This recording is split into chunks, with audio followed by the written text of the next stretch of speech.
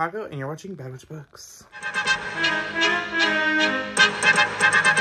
Wearing the same shirt from last week, because I'm bulk filming, so we're not going to say anything. But today we are going to be going over my auto-buy authors. I have about 5 authors right now. I probably have more. But these are just the top 5 I can think of off the top of my head. And I have like certain rules to be an auto-buy author. So actually, I'm looking at this list and I only have 4, technically. No, I have 5. 5 books that I have for an auto-buy author. So the rules I have is you have to have at least 2 books be 5-star reads for me.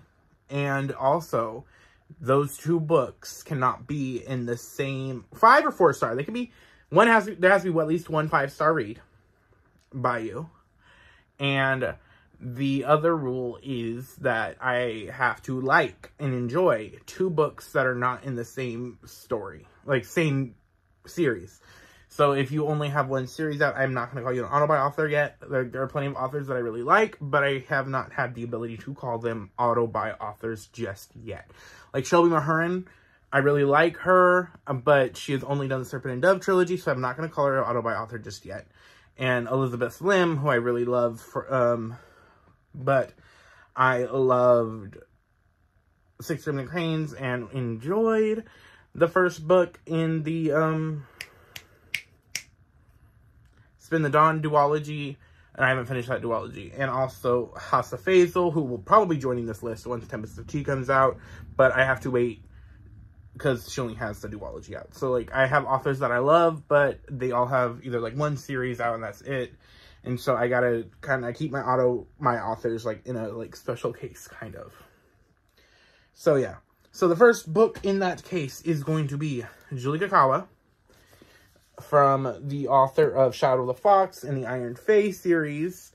This Shadow of the Fox is the book I'm showing, which is about a kitsune and a sword-wielding demon hunter who his sword is possessed by a demon, have to work together to get this legendary scroll to stop the bad guys. And it's really good.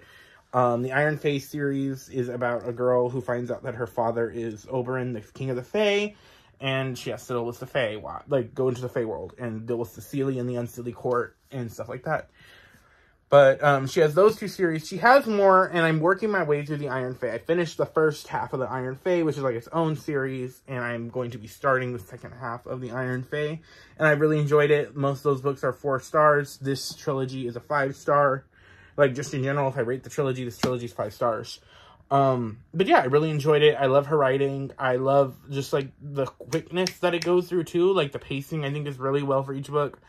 And, like, I like a good journey story, and this and the first Iron Fae book is a really good journey story. So, love this. If you like anime, highly recommend this. Okay, next book, or next author that is an auto-buy author for me is Caitlin Byron. She is the author of This Poison Heart duology, which is This Poison Heart and This Wicked Fate. And then she also did Cinderella is Dead. Cinderella is Dead is a 4-star. This is a 5-star. And This Wicked Fate is like a 3.5 high, like almost a 4-star. Really love this. This is my favorite book by her, This Poison Heart, which is the 5-star. I really enjoyed it.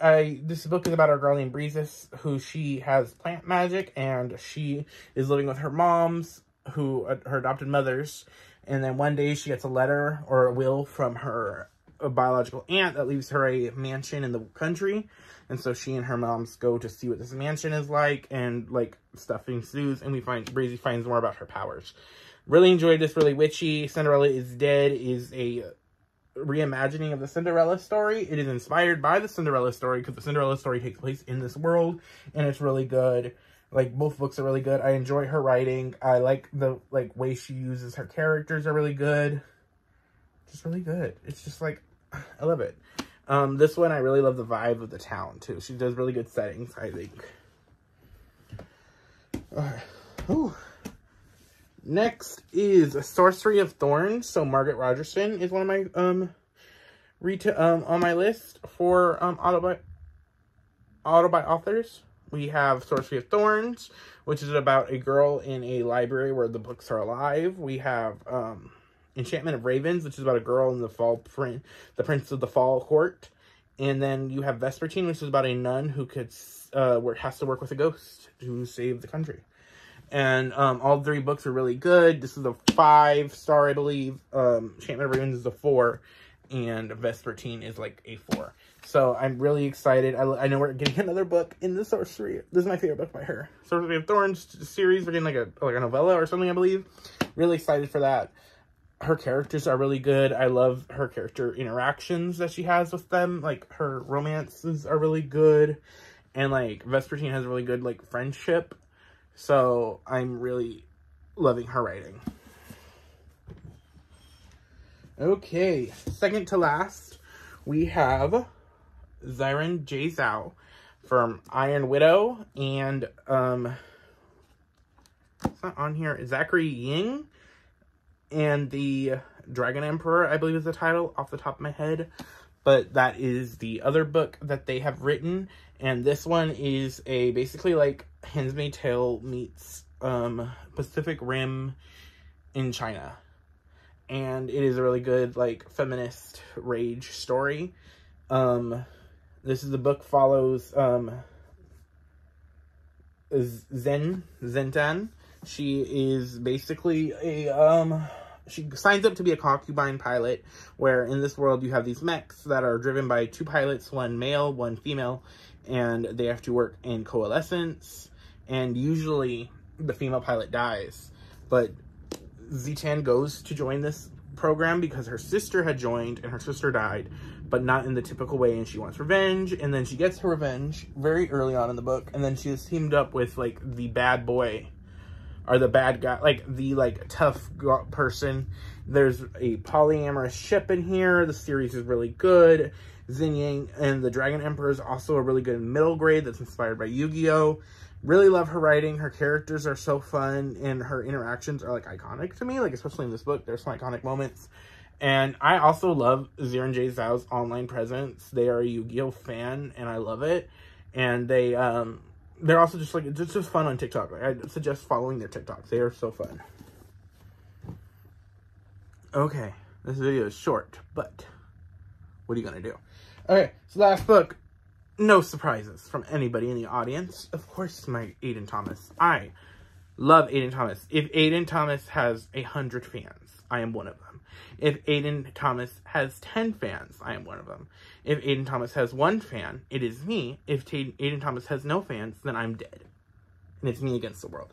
I love Aiden Thomas's writing. Cemetery Boys is a 5-star.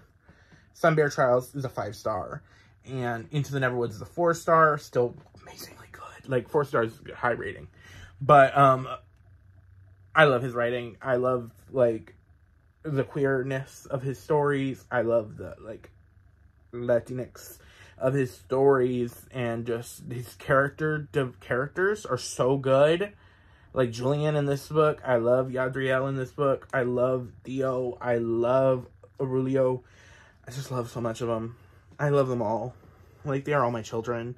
I'm so excited for Cemetery Boys 2. I'm excited for I need this. I need the Sun Bear Trials sequel. Like, my soul will not know peace until I have it. But, I just love it. Yeah. Like, it's amazing. I got it signed, too. Like, oh. Like, oh. Oh, okay. But yeah, those are my auto-buy authors. What are your guys' auto-buy authors? What are your requirements for a book for an author to be an auto-buy author? And yeah, I will see you guys next time. Hope your November is going well. And, yeah, like, comment, and subscribe if you haven't already. Bye!